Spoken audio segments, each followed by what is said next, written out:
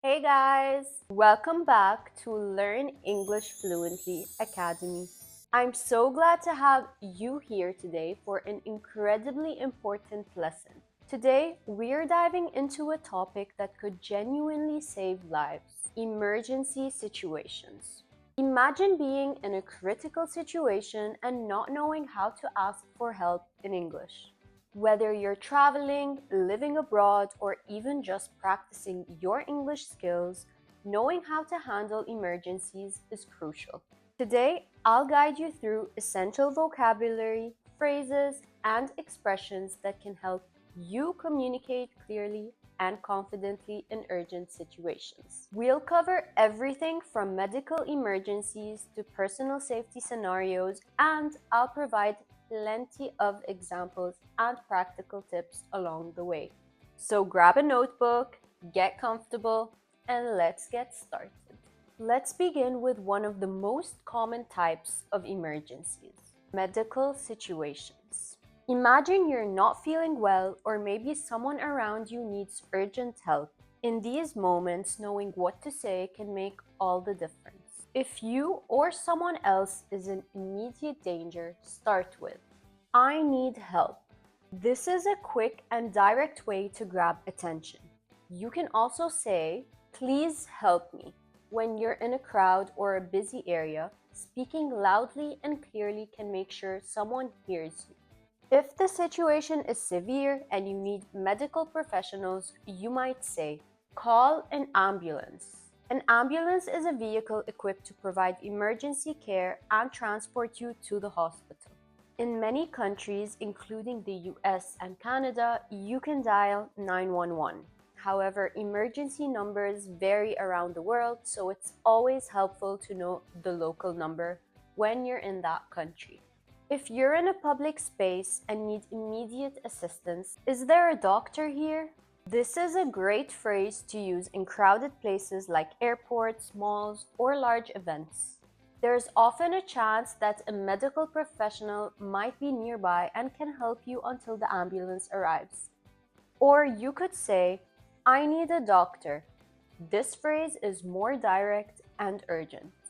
You can use this when you're speaking to a staff member in a hotel, restaurant, or any public place where assistance might be available.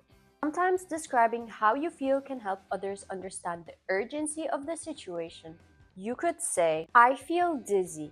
Dizzy means that you feel like the room is spinning or that you might lose your balance. "I'm having chest pain." Chest pain can indicate a serious problem like a heart attack, and it's important to express this clearly. "I can't breathe."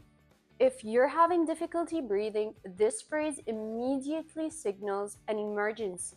"I feel nauseous." Nauseous means you feel like you might vomit. This can be important to mention, especially if you're seeking medical advice. And in the case of someone else needing help, you can say, "She's bleeding." This phrase is useful if someone has a visible injury. You can also add more details if needed, like, "She's bleeding from her arm." Another important phrase you need to know is, "He's unconscious." Unconscious means the person is not awake and not responding. This phrase is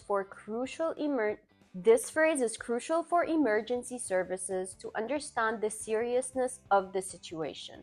Another phrase that is also very important is, "There's been an accident." You can use this phrase in any situation where someone is hurt, whether it's a fall, a car accident, or a sports injury. Now let's move on to fire and other dangerous situations. Imagine you're in a building and you smell smoke or see a fire. You need to alert others quickly and ensure everyone stays safe. The first thing to do is shout, "Fire!" Call the fire department. In most places, the fire department is part of the emergency services, so dialing 911 or the local emergency number will connect you to them. And if you notice smoke before seeing flames, you might say, "There's smoke." Sometimes smoke is the first sign of danger. By pointing it out early, you can help prevent a situation from getting worse. During emergencies, staying calm is vital, so you could say, stay calm. This phrase is helpful if you're guiding others, especially if there are children or people who might panic. If evacuation is necessary, these phrases are useful. Evacuate the building. Evacuate means to leave a place quickly and safely. It's often used in emergency drills or during real-life evacuations in schools, offices, and public spaces. This way to the exit. If you know the safe route, you can guide others. Adding gestures like pointing to the exit can also be very helpful. Follow me. This is a simple yet effective way to lead a group to safety. And if there's smoke, remind others, stay low to avoid smoke. During a fire, smoke rises, so crouching or crawling can help you breathe easier. Now let's move on to crime and personal safety. Sometimes emergencies involve crime or threats to your personal safety and others. Here are some important phrases to use. Help, I'm being followed. If you feel unsafe, say this loudly to alert others around you. If you feel unsafe, say this loudly to alert those around you. It might also scare off the person following you. Call the police. Use this phrase when you need immediate assistance from law enforcement. If you witness a crime, you could say, there's a thief. Whether it's a pickpocket or a burglary, this phrase helps alert people to the situation. My wallet was stolen. This is useful if you need to report a theft to the police or ask for help at a public space. I don't feel safe. This phrase is valuable when speaking to hotel staff, security, or even a friend, indicating that you need support. When describing a suspect to the authorities, be as detailed as possible. He was wearing a black jacket. She had blonde hair and was carrying a red bag. Or, I saw him run towards the park. And that's a wrap for today's lesson. Emergencies can be stressful, but knowing the right English phrases can help you handle them with confidence and clarity.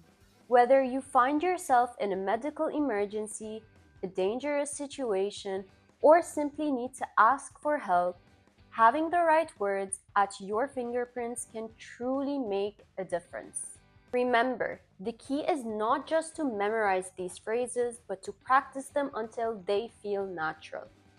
You can do this by role-playing different scenarios with a friend, repeating the phrases out loud, or even practicing in front of a mirror. The more you practice, the more automatic these phrases will become. So if an emergency ever arises, you'll be ready to respond quickly and effectively. I hope this session not only provided you with practical vocabulary, but also helped you feel more prepared for unexpected situations. Remember, it's always better to be safe than sorry, and being able to communicate clearly in an emergency is a vital skill that could help you or someone else in need. If you found this video helpful, please give it a thumbs up, share it with your friends, and consider subscribing to our channel for more engaging and practical English lessons. And if you have any questions or if there are any specific scenarios you'd like me to cover in future videos, drop a comment below. I'd love to hear from you. Bye!